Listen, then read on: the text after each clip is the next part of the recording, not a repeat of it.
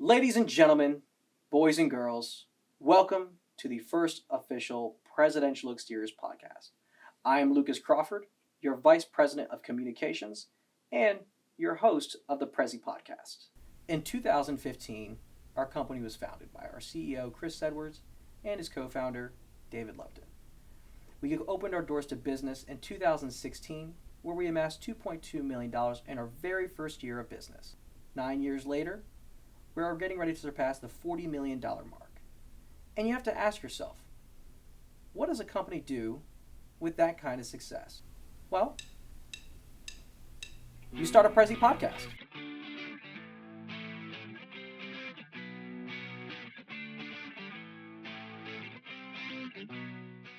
So for the first episode of the Prezi Podcast, boy, do we have a treat for you guys. I'm joined here today by probably one of our most successful employees to have ever stepped foot through the Presidential Exteriors doors. He is a one-time marketing rep of the year. He is a two-time sales rep of the year. Please welcome Delyar Abed. Hi Lucas, thank you for having me today. Hey Del, how you feeling, man? Pretty good, man. How you feeling? I'm feeling great, man. You look good, man. It's a little chilly out, man. You don't got no socks on, or those are no-show socks, right? Socks, yes. And you got your legs out. Yeah, okay, cool, man. We got to do a quick fit check, man. Where's your fit coming from, dude? Nothing too fancy. Probably the whole outfit under 200. Oh, the whole outfit under 200? Are you sure about that? 100%. I don't know. Something's blinding my eyes from here. It looks like it's your watch. Is that under 200 too? That's a little bit more than that. A little bit more than that. Okay, all right. So, Del, I appreciate you joining us today. A lot of our viewers always want to know how they can also reach the pinnacle of success, which in your career here at the company, you've been able to do that on multiple levels. What do you think got you to that in your life? Obviously your journey to Presidential Exteriors. What gave you or helped steer you to the success level that you have now? I would say a lot of training. I like to learn. Obviously, there's always room to learn. There's always room to be better. I had no sales experience when I joined the company. As far as obviously, my background, I never had a sales job before. I was in the restaurant industry, and then I decided to do something different. I was young, and it was like, why not give it a shot? Okay. But mostly is having a routine, trying to do the same exact thing every single day, a little bit better, 1% improve. For me at least. From the moment I wake up to the moment I go, to bed, I make sure, at least I achieve something throughout the day. It could be as little as, doing laundry or whatever it is, Overall, training and, being consistent. Who interviewed you when you started, when you came into the company? I interviewed with Billy Gibson. Oh, Billy. Yeah. Wow. Yeah. Actually, I think Billy's he's hired the most sales reps into the company. And now look at you.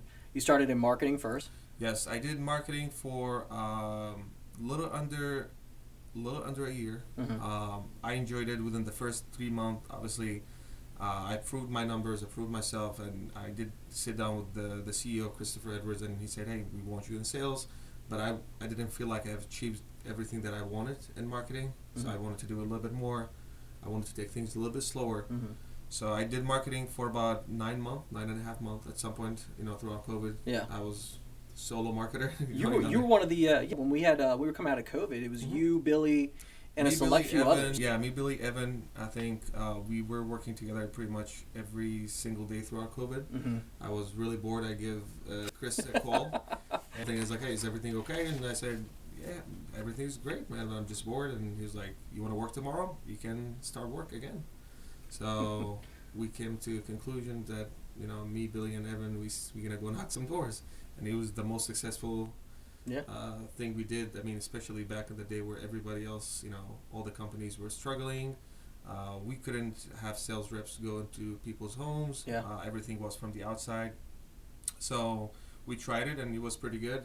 That's actually when I hold the record for most demos in a pay period, which has been holding for 4 years. So I will say during that time you were an animal. And when we got to watch you, Billy, and a couple other people go out there and crush it that week, we were all in shock. And we were all just the magnitude of the stardom that was out there, and you guys just left it all on the line. Let's talk about, so you talk about, like I said, those good times, right? And you guys were pushing it, and you guys definitely made a lot of money. And that helped, I think, motivate a lot of other people to come back out of COVID and really put in, the right work, right? So that way they can hopefully have that same success. Not every day is going to be successful. I'm sure. I know you also, with that, were days with failure too. What was your mindset like when you were out in the field and you were met with challenges or circumstances that obviously weren't in your favor? How would you try to maneuver those situations in your own mindset to make sure that you were putting yourself in the most successful position possible? I mean, for me, everything has a solution. No matter what, like how tough the day is, whatever you run into. Obviously, not everything is going to go as smooth as possible. I like to always think of a solution right there on the spot, and I'm not afraid of asking questions. Sometimes if I don't know something, I like to ask somebody with an experience, and I don't like to give the wrong answer. Actually, people appreciate you more when you don't know the answer. You say, "Hey, I don't know, but let me go ahead and ask somebody with experience." I agree with that. Yeah. English is not my first language, and a lot of times back in the day, our contracts when we were in sales, you have to fill them out, like you have to write everything on a contract, and I will ask the homeowners, how do you spell these words? And they will smile like, hey, like it's okay. I mean, actually, it's pretty cool you're asking because there's nothing wrong with it. Nothing wrong with it at all. I started in marketing. I got to become a team lead, a manager. I had the option to become the assistant director. I wanted to focus on my numbers and be out there in the field and learn more.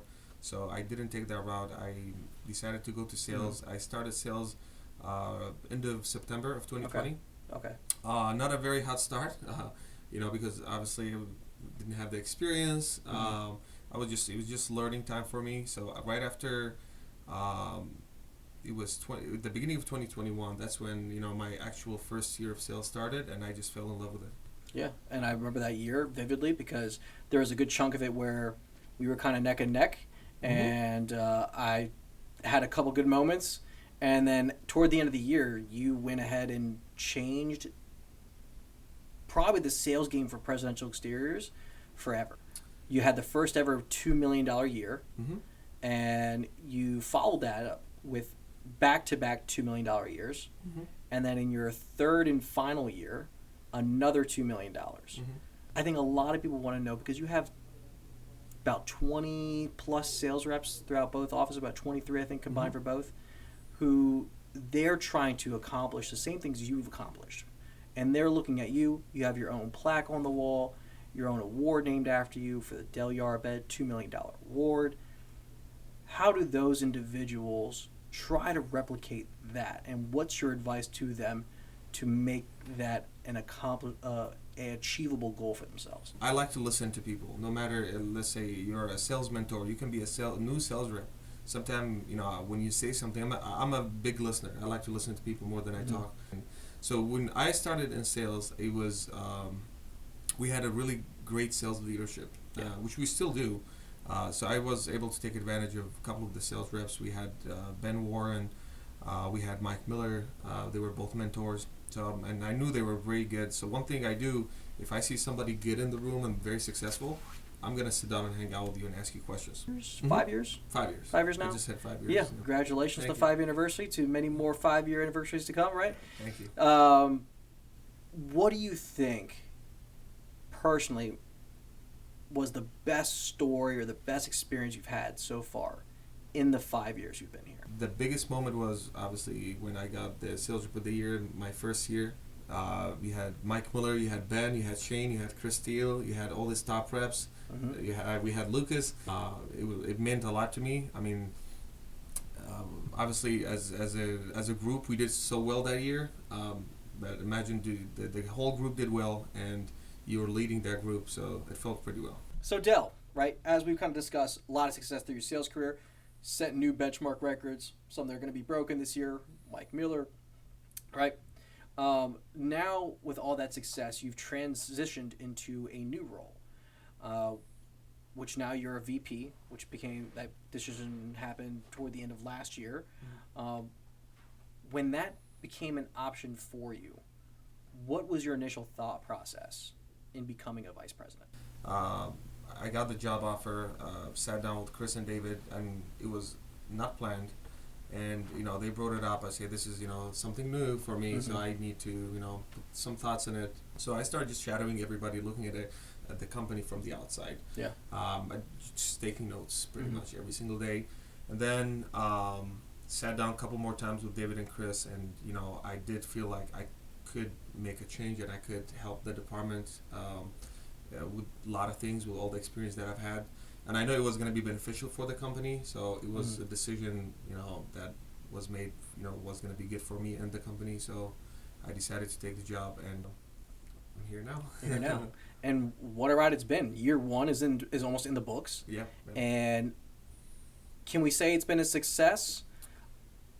I think so. It has. So it's not where I want it to be. I always set the benchmark very high, so it wasn't to my satisfaction, but again, we're only in mid of November, and we were already at $38 million, and it's our first year ever to almost do 40. We're hoping for 45, which is very possible. So we did win something here. We did do way better than last year as a department. Me and Shane, obviously, we put a lot of work. This is the first time ever that I've not taken as many days off. I used to travel like 3 months out of the year. I'll go visit my family overseas or do something. We're well aware of Dell's travel history. I had to cut all that, and I was aware before even taking the position that I have to do that. I have to be presented. I have to be there every single day because there's a lot to be worked on. And when you say that you're not satisfied, honestly, I don't think any of us ever here at the company are ever truly satisfied with the success that the company sees. I think every year in Mexico, when I'm there, I always look at the year in the review and think always what could I have done better, right? What could I have worked on? And I think that's just us holding ourselves to a higher standard and trying to make sure that we can make those adjustments. But I think we do the best we can every day, and as long as we're putting our best foot forward, then everything ends up working out. I mean, you just mentioned Mexico. Like, obviously, when we get there and we look at the year we had, we get excited.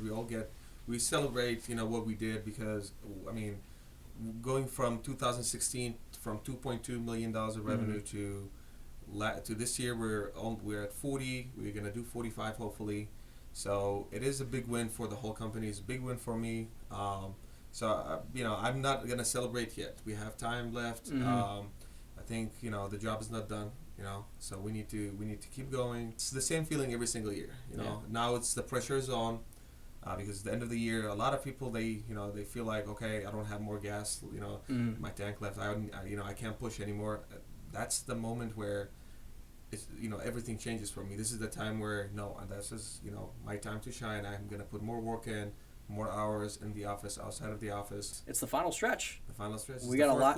The fourth quarter and last 2 months, and we got to rock and roll. We're right there. So, what do you think the routine that you have keeps you kind of in check to make sure that you're maintaining not only your mindset, not only the push every day to make sure that you can actually wake up and get out of bed, have that motivation, gel your hair back, throw that Rolex on, get dressed up for the occasion, and more importantly, carry the right attitude day after day. So the moment I wake up, the first thing I do is like anybody else. I think I have to make my bed. It all starts with that. I have to take my cold shower. I go for a run. I'm a big runner. I go anywhere from 3 to 7 miles a day. So I go for my run in the morning. I will take a shower. I've been trying this new fasting thing, and it's been working pretty well for me. I am having way more energy. Sometimes I don't break my fast until 7 p.m. Wow. It's not easy the first maybe few days, but after that you get used to it. You don't even feel hungry. When I was in shape, right? Fasting was one of the biggest, I think, secrets that I had to kind of figure out for myself. And 7 o'clock is a bit tough. I think when I ran a long sales appointment, that's when I would fast that long. Yeah. But most of the time, I think I would cut off my fast around 2, 3 o'clock. Maybe 4 actually is probably the average. 4 is pretty reasonable. I try to do it at least to 4, and I do it not every day. I will do it for 2-3 weeks in a row, and then I will stop and go to my normal routine. But you feel the difference immediately. I like to come to the office very early. The office is quiet. I'm more productive, early in the morning than later in the day. I'm usually in the office anywhere between 8 and 8:30. I look, what I need to do for the day, prepare. Most people, they look at what happened the day before, which is okay. You can do that. But I like to, what's my plan for today? No matter if we had a great day the day before, we had a bad day, it's a new day. Let's go ahead and, figure the plan for the day. So, we work. I see you every day at the office too, I never get bored. That's one thing. I used to, sometimes I get bored from things where if I'm not enjoying what I'm doing, I will get bored immediately. But, I've been here for 5 years, and then I get more excited every single day, That's what we live by, man. It's you got to be excited about what you do for a living, and I can agree there. I love what I do for a living, and never a dull moment. Absolutely, and don't let anybody doubt you. Yeah. I've had a lot of people tell me, including my parents. My father is a physician, and my mom's an engineer. Then I remember when I told them about this job opportunity, they said, "Dale, we know you. You have soft hands, man. You're not about consumer. I've seen those hands now. You keep them nice and manicured. He's we know. He's like, you're not that guy." And I said, "Dad, you know what? I'm gonna make it happen." And I took the job, and I gave it a shot because I would have felt way worse. Imagine not taking this opportunity. It's worth every. Soft hands, ladies and gentlemen, go a long way. Make sure you keep yourself nice and fresh. They always say, you look good, you feel good. You feel good, you play good. It's all here in your heart. It's not. That's how you make the money. Yeah, cool. Yeah, absolutely. Right. So, you talk about, your dad, and obviously the doubt that some people had in your ability to be able to be successful here. What has been the biggest challenge now that you're a VP? Being a VP, you're involved in every level of the company. You're not just managing the marketing department. You're there with the sales reps. You're there with the call center guys. You have to answer every single questions. You cannot just say, "I don't know, go figure it out." Everything happens could be any department out there. We have to get involved. We have to help. Sales rep calls me. They call me until today, obviously, which I love it. Anytime they are at a house and they call me, they say, "Hey, Del, I just laid out the price." I get excited. I will take that call, and I'm going to listen to the sales rep, try my best to help. Seeking help, they know they have the experience. They trust you. They trust you, so I want to make sure I'm making them feel comfortable because they're in a position. I might be sitting home on the couch comfortably. They're in a position where they're about to sell a job, and I've been there. I've done that. A lot of jobs, you feel uncomfortable. It's not that easy. It's not. Because sometimes when you're there, you don't see the solution. Yeah. And if you call somebody, even though you walk them through what happened on the appointment, they can give you an idea how to close the job. Yeah. Well, and it's good that you talk about that because I think that's a big piece to what Presidential Exterior stands for. And when the company was, being brought up, we wanted to make sure that everybody had that ability to be able to contact who you needed to get the questions you needed to answer. So when I was in sales, as you were, I would call David, and David always more than willing to answer the phone to help answer questions because everybody wants to make sure that we're all successful, right? And anybody can call anybody to define that success, right? Absolutely. Chris keeps his door open just about to anybody. You want to go knock, you need to create a conversation for 5 minutes to get some information, he can most certainly do that. And I think that's one of the coolest things about Presidential Exteriors is that if you need help, if you are excited or you're anxious, you want to talk to somebody, there's always somebody you can talk to, whether it's you. And once again, from a sales perspective, you're not in sales anymore. But you're still a source that be utilized in the case that they can't get a hold of their mentor. Or they might think that you might understand this more than they do. Absolutely. Right? It's there's some things I still don't have the answer to, but again, if you're calling, you might find a solution if you're reaching out. But if you're not talking to anybody, you're not going to find the solution. As you say, David and Chris, they're available every single day. I remember calling David and Chris on some appointments. I'll be out there until 8, 9 o'clock. And, David goes to bed pretty early. So the first thing I'll text him is like, yes, just shoot me a call, send me a picture. I always want to surround myself around someone who's always looking to improve themselves, which is, a big part of why I love working here. A big part of the reason why when, Chris asked me to join the company back in 2015, it was a no-brainer. Right? It was, a couple of young guys who we all just wanted to, make some money, be successful, and figure it out how to do it together, right? And that was the team. But for those of you guys, obviously, Del, you're aware, but for those of you guys who are not aware, we just came off the month of October, and during the month of October, we had a little bit of competition. And it was Maryland marketing and Maryland sales versus VA marketing and VA sales.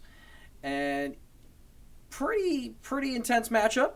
VA being a new office, not as many marketers out in the field to go toe-to-toe with Maryland. Mm-hmm. However, they stepped up to the challenge, Mm-hmm. took it head on, and Maryland came out on top for the month of October for the challenge. And I'm going to read a few stats from you, and I just want to get your overall opinion on how you feel that month went, right? You guys beat Virginia in the daily set average, Mm-hmm. right? And it was a 1.56 daily average per Mm-hmm. day to the 1.49. Mm-hmm. So not too far off. Very close. Very close, Mm-hmm. especially when you're looking at a department that's almost cut in half Mm-hmm. of the size of your department. Mm-hmm. You had the demo percent that VA actually ended up taking that side of the Mm-hmm. the challenge, and they had 18% to your to the Maryland 13%, Mm-hmm. and then overall volume, which Maryland beat out Virginia on the volume side too as well. Mm-hmm. It was still close, even though on the volume. We did end up winning, but month of November was our biggest month ever in the Mhm. company history. So it was a win for both departments. It was a win for the whole company. The idea of having this competition is to motivate each other. My guys were motivated. They were fighting every single day. We knew we were losing with the demo percentage, so we went Mhm. all in on the set average per day. I could see that. Me being part of the communications area, we noticed a few sets that were coming through that seemed a little sketch, and that probably translated to the very low demo percent that is below company average. They wanted the win so pretty did you, bad. And then, did you guys do you really truly believe that you won that, or? I think we did. We are going to be taking $3,000 out of the Virginia budget of January, to have our own event, which is going to be happening hopefully within the next 2 weeks. Once again with Maryland versus Virginia, what do you think was the messaging that you relayed to the Maryland team to really get them going every day, so that way you guys could really get that lead on Virginia?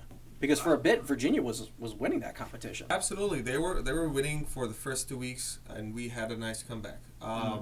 Set goals, set goals for every day. What's your goal on the day? How many people do you want to talk to? How many sets you want? How many demos do you want? And go take it a day by day. We pushed everybody. We worked with every single person. Everybody was in the office for training every single day. We had training going Monday to Friday. We had very, very big talents coming into Maryland, which they stepped up immediately, which made a huge change for us. So what do you think the messaging that you're going to relay to your team over the next month and a half left in the year to try to get us across the finish line, to really also help and push us to where we want to be, which ultimately is a $4.5 million goal? We want to try to finish this for $12 million. My message for the next month and a half is the job is not done yet. This is going to make a huge difference. And I've been to Mexico where we hit goal, and I've been to Mexico where we almost hit goal. Mm-hmm. It feels different. It doesn't feel the same. The tequila tastes different. The tequila tastes different. That's I can tell you that. It's a bit more watered down when we don't hit goals. Absolutely. Or maybe it's a bit stronger. A little bit stronger, right? Right. But again, we're gonna put all hands are on deck. We're gonna push until the last day before we go to Mexico, because I want to go there. I want to celebrate. I'm so excited this year. I mean, it was a long year for all of us. Yeah. So let's finish the year strong. I think the amount of talent we have in sales and in marketing, the amount of people we brought in, I've never seen before. So we're gonna push until every last minute before we go to Mexico. Did you book your flight? I did. I was the first. Oh, that's person. right. Yeah, you were the first. Okay. So Del, as we close this out, right, and I appreciate you joining us here today on this first episode. It's been a blast. I think I've learned maybe a few new things about you that I didn't even know, and I hope our viewers learn more too. But what would you say to maybe a piece of advice that you could give to either an employee, right, a member of Presidential, right, or even a viewer that's not even a part of the company that maybe is looking to find a way in their life, in their path, in their journey to find the success that you have found? And what would that advice be to help them get to where you are, right? You gotta believe in yourself, man. Believe in yourself, and you gotta build the confidence. You do these two things and add a little bit of plan to it, you're gonna be good. Mm-hmm. Obviously with learning and training every single day. I had zero knowledge about home improvement. I had zero knowledge about marketing. I had zero knowledge about sales. I wasn't born with it. I don't believe in something called you're just talented person. I disagree. These are the lazy people. They say that no, you just didn't put in enough work. Everybody's talented. You can learn it. I don't do anything differently. I was handed the same script that was handed to anybody else. The only difference is I did it my way. I learned it. I studied the game. I overcome every single objection. Every year, Edwards, he brings up the story on the stage in Mexico. When I started with the company, I had $300 in my name, and I was like, "This is a new start," and we're here today. So, and how much money do you have now? We can't disclose that. Oh, okay. Thought we could get them, ladies and gentlemen, but not today. I get paid well. Yeah, okay. All right. But with all seriousness, just don't let somebody tell you can't do it. Yeah. The job is not easy. You have to put in the work. You have to put in the training. You have to learn, and ask questions. None of us are there's always room for improvement. None of us were just complete. Yeah. Put in the work. Put in the hours. And I've never seen somebody who's successful. They made money or they got wherever they wanted to get by not learning or putting in the work. Yeah. Every successful person, the first thing they start is what time they woke up and what time they went to bed and what they did throughout the day. How much did they learn? How much training did they put in? Yeah. Del, thank you. And to everybody that's sitting either at home or at their desk, thank you for tuning in to the first episode of the Prezi Podcast. Be in tune for next month's episode 2. We can't wait to see what we have in store for you, and hope you guys are excited for what we have in store. Can I get a Prezi? Oh, yeah. Oh, yeah.